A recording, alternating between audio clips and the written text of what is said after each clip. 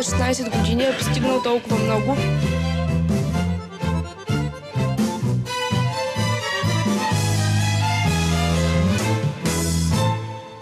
Има чудесни данни,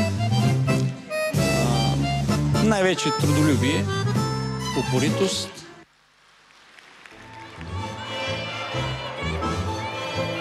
Всички наистина много се радваме за него. Той е един изключително волелив младеж. Вярвам в него. Има още много мечти.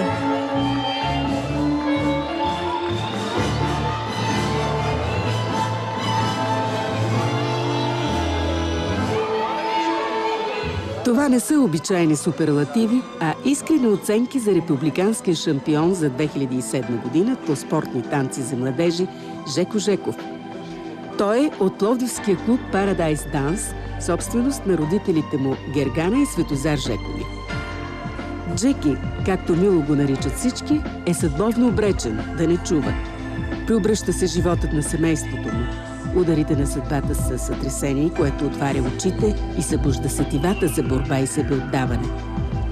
Дните, седмиците и годините след раждането на Джеки са изпитание за неговите родители и всички, които го обичат.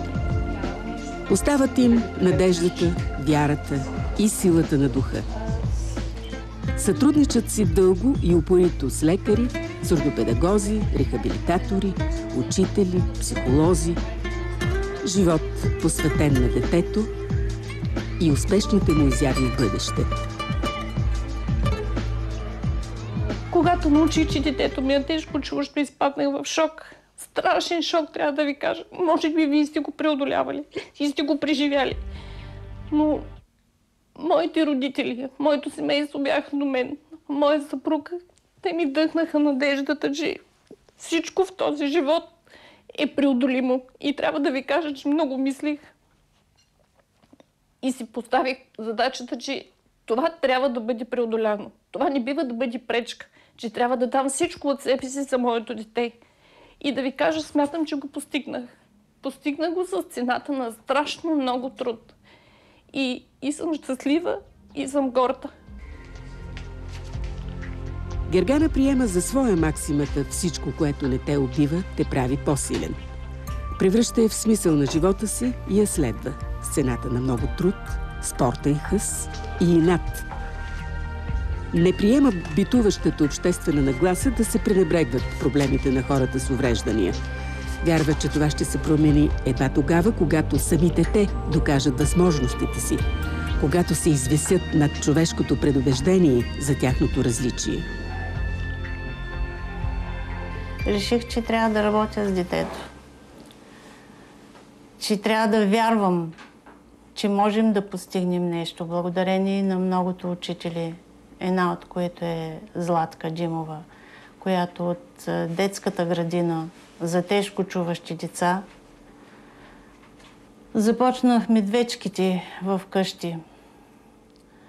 Много плачеше, не искаше да учи, слагаше ръчичките отзад на гръбчето.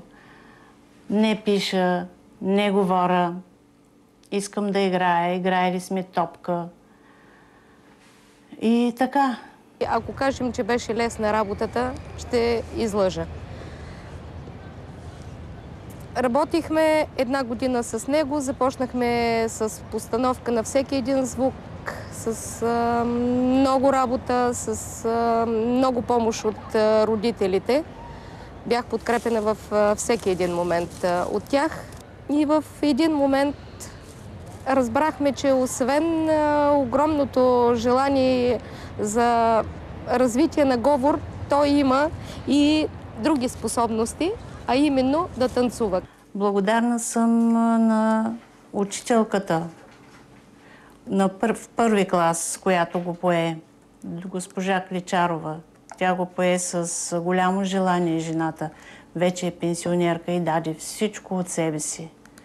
Благодарна съм също на директорката на училището, която също беше много съпричастна, на всички останали учители до 5-ти клас, които много му помагаха.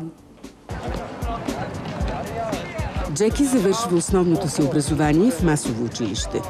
Увлечението му към компютрите го отвежда в професионалната гимназия по електротехника и електроника в Пловдив. Изправя се пред поредното предизвикателство. Желана специалност, нова среда, нови преподаватели. Ще успее ли? Преди 3 години, когато ги поех, изпитвах известни притеснения. По отношение на това, първо, дали ще се формират като колектив, дали ще станат приятели или ще бъдат просто отделни единици, които идват за да усвояват определени знания. Още повече, дали ще бъдат толерантни към специфичните потребности на различните деца. Не само Жеко, който е с подобен проблем. Да кажем, между нас има и ученици, които са с диабет, с различни медицински проблеми, свързани с двигателно-опорния апарат. Но мога да кажа за тяхна чест и за моя радост, че общо взето след 3 години те се превърнаха наистина в приятели, хора, които споделят общи интереси. Естествено имат и дрязги помежду си, както всяка една тинейджърска общност. Но считам, че успяха да се превърнат в хора, които умеят да помагат един на друг. По отношение на работата си в часовете и не само по литературата, и с другите колеги, мога да кажа, че не изпитваме затруднения с работата с Жеко. Наблягаме повече на писменото изпитване. Всеки един от нас записва плана на дъската, но и съучениците всячески се помагат да усвои материала. Мисля, че той е една силна личност, която успява да преодолее някои спънки в своя живот, в своето професионално развитие. Аз се казвам Роси, вече от 3 години учим с Жеко заедно. Свидетели сме на доста негови успехи, така целият клас се радваме изключително много за него, за това, което постига, защото е доста трудно за някои, които нямат такива проблеми като неговите и не успяват. Той въпреки това се справя изключително добре. Всички наистина много се радваме за него. В процеса на работа в училище той никога не е бил някаква пречка за някой. Винаги е много спокоен. Когато на някой му е зле, той се опитва да го развесели. Радвам се, че учим заедно с Жеко и че той е в нашия клас. Не само аз, ами и всички мои съученици възприемаме Жеко като един от нас. Той изобщо не се различава от нас, макар че има свой проблем. И ние всички много се радваме, че той е в нашия клас и се радваме също така за неговите успехи, тъй като той е само на 16 години, е постигнал толкова много и ние освен да му се възхищаваме, друго ни оставя. Спомням си миналата година, когато нашата класна влезна в стаята и ни каза, че Жеко е станал републикански шампион. Тогава във всички настъпи една неописуема радост. Бяхме много щастливи за него. Тази него победа беше и като наша победа, защото той е в нашия клас. Той на представя един вид. Надяваме се, аз както и всички останали предполагам, да продължава с тези негови успехи и ние ще го подкрепяме и се надяваме никога да не спира, да не се отказва с това, което прави.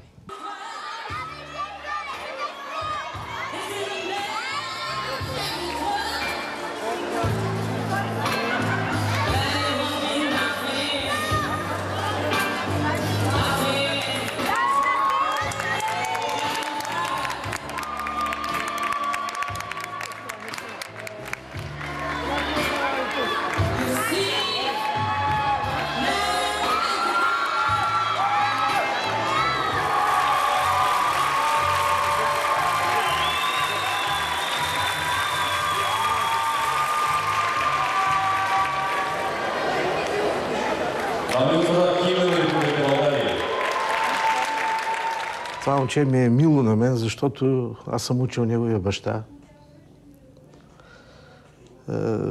И останах много изненадан, когато миналата година дойдоха и ми поднесаха тази купа. Не се очудвам. Той расте в едно такова семейство. Баща му също беше състезател на танци, но също изключително организирано момче. Така че крушата ни пада по-далеч от корена. Ние сме до едно от най-реномираните учебни заведения, що се отнася за подготовка. Жеко е в паралелка с компютърни технологии. Те сега започват и сега навлизат в същността на професията. Сведенията ми от колеги, които му водят специалните предмети, са, че той е изключително съвестно момче, изключително напорист и изключително амбициозни. До година или във Франция, или в Испания, или в Англия ние ще го водим на производствен стаж по специалността. Ние ги подбираме и смятам, че той трябва да бъде между първите и сигурно ще бъде така. Учим 2 години. Още в началото много ми беше трудно да се запознае. Трябва много отнеме време да запознаем, да разкрием истинската същност на тези мои приятели. Много ме харесва това, което ме казва за мен, че ме познават много добре, че дават много добро самочувствие към мен, че ме уважават. И така, да, благодаря много на всички.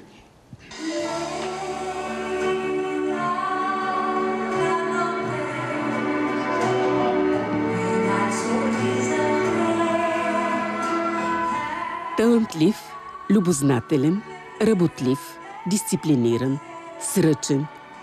Най-съществените качества, характеризиращи 18-годишният Джеки.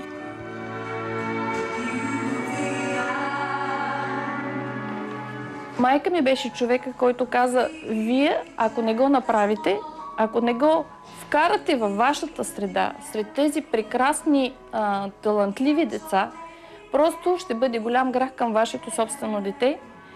И се позамислихме и тогава решихме, че сме длъжни да опитаме. И действително, когато Жеко беше на 9 годинки, решихме, че трябва да влезне в залата. Казват в много случаи, че как ще чува детето музиката, как ще бъде ритъма, как ще се направи сглобката с другото детенце. Разбира се, това бяха много въпроси, които трябваше да се решат, но се решиха. Просто се решиха. Действително в Жеко има усет към танца. Като всяко човешко същество обича музиката, независимо каква е. И когато се намери точния подход и точното място се улучи, трябва да ви кажа, че нещата се получават. Средата, в която работим тук, е много приятелска. Красива обстановка, млади хора, контакт между момчета и момичета, съвместимост между половите. Знаете, че много спортове, много изкуства са малко полово дискриминиращи, но това не е и в нашия красив спорт, спортните танци. Обноски, уважение, отношение, учим ги на всичко това и той заедно с останалите ни възпитаници. Мога да кажа, че въпреки затруднението му в чуването, сериозният недостиг на усещане за ритъм, този, който все пак ние като нормални чуващи хора усещаме, дори и в интонацията на музиката, това, което при него липсва, той покрива тази липса на слух с страшно внимание, концентрираност и умение да копира, да повтаря. Значи изгражда си система от сетива, които да компенсират липсата точно на слуха. Как според вас един трудно чуващ човек може да постигне тези успехи? Според мен не е важно само това как чуваш или какво правиш, а и това как го чувстваш вътре в себе си. И според мен, за мен той винаги е бил и ще се остане един просто страхотен пример за това как човек трябва да се бори с всичко и с всички. Няма граница между това дали някой чува или не чува и това не ни пречи да си контактуваме на всякакви теми. Възприемаме го като човек, с който може да споделиш всичко, който може да ти помогне с всичко и да каже всичко добро или лошо за тебе.